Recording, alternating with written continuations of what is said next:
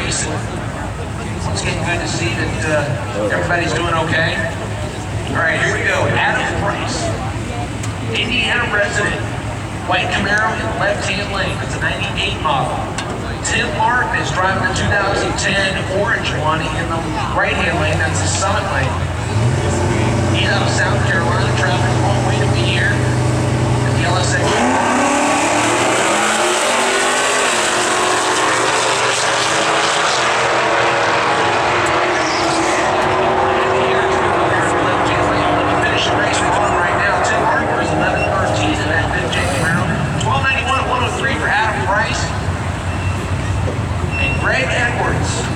Out of Brockton, Illinois.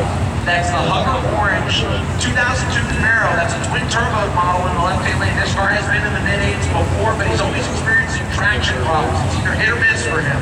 So let's see what happens. He's lining up with Sean Rizzler, a 2002 Trans Am.